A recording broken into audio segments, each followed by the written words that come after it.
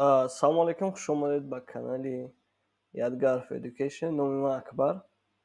Тӯли сол 6 сол мешавад барномасоз кор мекунам, дар Дубай зиндагӣ мекунам. Тасмим гирифтам дар ютуби тоҷикӣ ба забони тоҷикӣ дар бораи барномасоз кодхатӣ, бекодхатӣ дарсҳои ройгон сабт кунам, ба шумо да нишон бидам. Мақсад мешавад ба бекод, мешавад бе кодхатӣ или кодхатӣ сохта аз ҳамин барномасозӣ чӣ хел кор кардан дар кадом давлатҳо кор карда мешавад, ҳамаша мефаҳмонам. Ин якум видеое дар бораи соҳа гап занем. Дурусттар мешавад.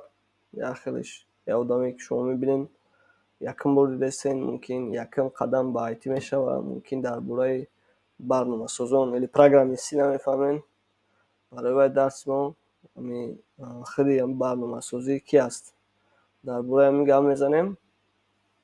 Вақте ки барномасоз кист или программист мешинавем чӣ мешавад, якум очрад устои компютер, барномасоз устои кондиционер, устои холодильник, устои принтер ҳамхе мефаҳмем. Ба як хел вақт мешавад мегӯем ки ман программист. Бача программист бошӣ, принтер аз заправка кардан наметонӣ. Ин хел гапҳо мешавад. Ба телефонда программа зада наметонӣ. Дар бораи барномасозӣ гап мезанем. Ки аст намуди программистӣ, намуди барномасозон киянанд, чӣ коранд, кадом профессияҳо ҳастанд, ҳамаша имрӯз гап мезанем. Вақти барномасоз, намуди барномасоз гуфтем. Якум, бисёр одамо мешунаванд фронтенд девелопер, фронтенд разработчик кист? Программисте ки қисми интерфейси сайтро ё барномаро месозад. Ира мо мегӯем ки ба англисӣ фронтенд девелопер, фронтенд разработчик. Технологияи чиро истифода мебарад? Стекора, мисол стек ба англисӣ, HTML, CSS, JavaScript, React, Vue.js, AngularJS, ҳам чизҳоро истифода мебарад. Агар одаме чӣ мегӯем? Или интерфейси сайтаи барномаро месозанд, чӣ мегӯем? Фронтенд девелопер. Баъд бисёр кас мефаҳмад шунавидагиай, хондагиай бекенд девелопер аст. Қисми дигим профессияе ки барномасозон, намуди барномасозон. Бекенд девелопер ин ки аст? Қисми сервер, вебсайт ё барномаро месозад. Технологияи забони мисол Python, Django, стекҳои Django, мисол фреймворкҳои Flask, забони PHP, Java, Node.js, ҳамин чизҳоро истифода мебурдагӣ или ва ғайраҳо ки аст? Бекенд девелопер. Мегирем, мегзарем қисми се, full stack разработчик или full stack developer, full stack developer ба забони англисӣ. ин чӣ кор мекунад? Ҳам фронтенда ва ҳам бекендро медонад ва месозад. Технологияи комбинасияи HTML, CSS, JavaScript, Python, Node.js ва ғайраҳо. Ба забони оддӣ мефаҳмонем. Фараз кунем junior разработчик. Или там начинающий метавонад кам-кам вебсайт бисозад, метавонад кам-кам бекенди кор кунад. Уже профессионал шид баъд 2-3 сол ҳам бекенда медонад, ҳам фуллстека медонад. Фараз кунем фронтенд девелопер $1000 ойлик мегирад. Бекенд девелопер боша $1000, $10,000. Фуллстек чӣ кор мекунад? $3000 ойлик мегирад. Мисол барои компанияҳо чем 3 каса или 2 каса кор файрод кардан, фуллстека файрод кунад, выгодно меғалта. Аз сабаби ки як одам ду коргара корша мекунад. ҳам выгодно, ҳам профессионально, ҳам корш пеш меравад. Қисми чорум профессияда мегзарем. мобильный разработчик или ба забони англисӣ mobile developer ки аст? Чӣ кор мекунад? барномае ки дар телефон дорен ҳозир, кадометон iOS истифода мебарен, кадометон Android истифода мебарен, барномаҳоро месозанд.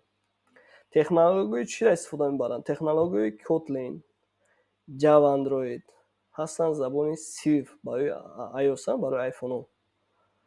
забони Dart аст, Flutter агар шунавидагӣ бошен. ин як код қатъи шумо ҳам барои iOS, ҳам барои Android, ҳам барои Windows барнома сохта метавонед. як код қатъи се устройства. React Native аст.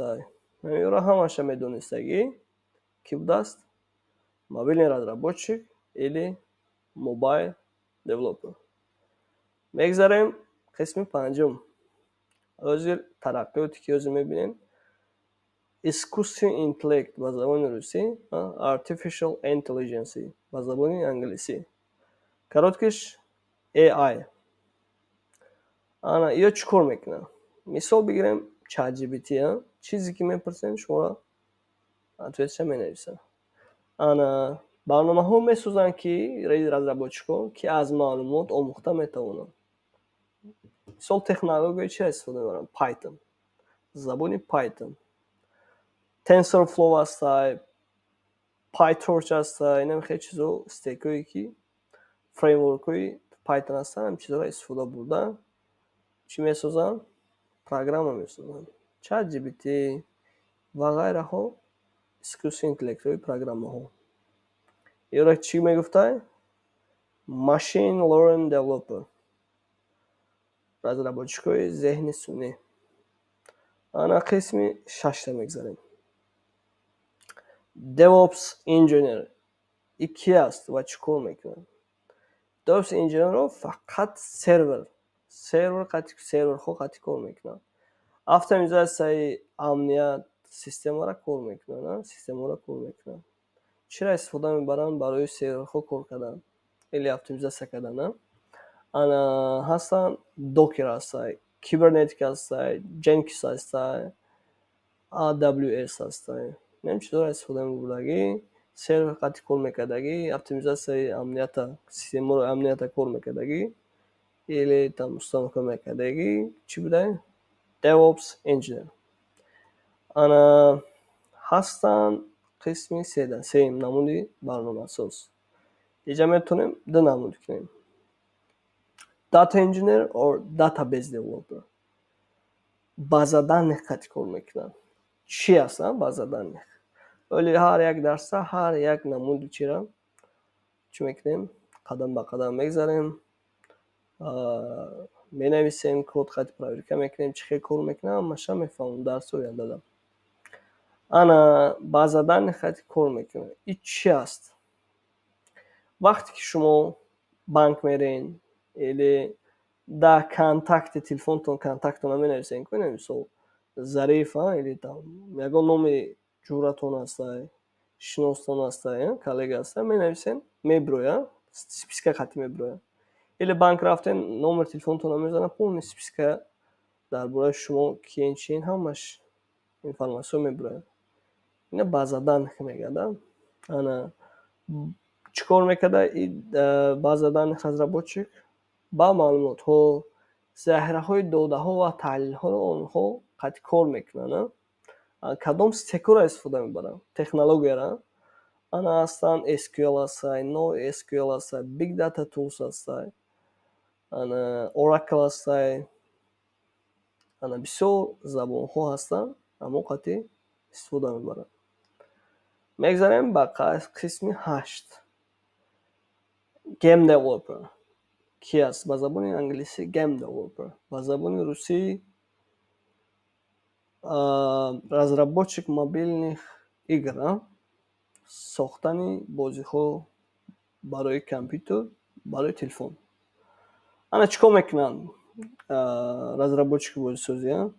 чӣ кор мекунанд? бозӣ месозанд барои компютер ё телефон ё конзола. забонҳои чиро истифода мебаранд? Counter Strike ҳаматон бозӣ мекунем. инамиёра разработчикои бозисозам гейм девелопер сохтагӣ аст. ана забони C# истифода мебаранд, C+ истифода мебаранд, ана фреймворки Unity истифода мебаранд, Unreal Engine аз сайёра истифода мебаранд. Нами бозӣ месохтагӣ одама мегем game developer. Ана cyber security developer ики аст. Cyber security дита мешавад, ду намуд мешавад. Чӣ хеле ки мо фронтенд бэкенд гуфтем, cyber security developer да ҳастанд ки як кас атака мекунад, якум одам, а дуюм одам защита мекунад. Амнияту инамиро барои системаҳо ва барномаҳо таъмин мекунад, банкҳоро таъмин мекунад, ана государственные учреждения серверҳоро таъмин мекунад, штобе ки чӣ кор накунад, атака када данияи шуморо нагирад. Банкҳо истифода мебаранд барои чизо, системаҳоро истифода мебаранд ки аг картаи шумо надизанд, аг картаи шумо беғарзе беиҷозати шумо ягон каста сум нагзарад, намиё қатъӣ чӣ кор мекунад, аз якум одам дуюм одам, мисол якум одам атака кунад, дуюм одам чӣ кор мекунад, защита мекунад ё защита мекунад. Ич разработчикро мо мегем cyber security developer. ана ва ниҳоят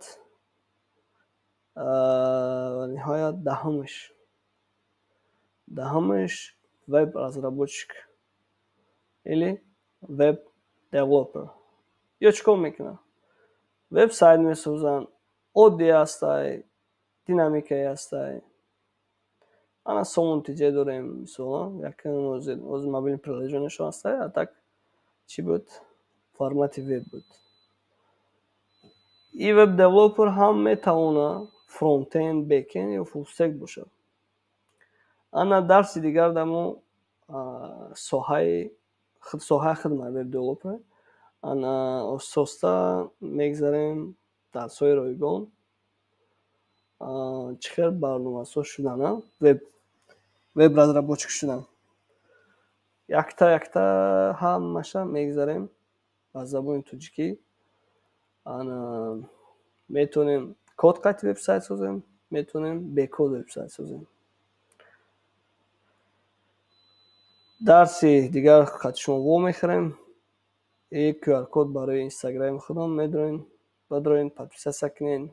Видеоҳои хуб мешавад. Саломат бошен. То дарси дигар HTML мегзарем.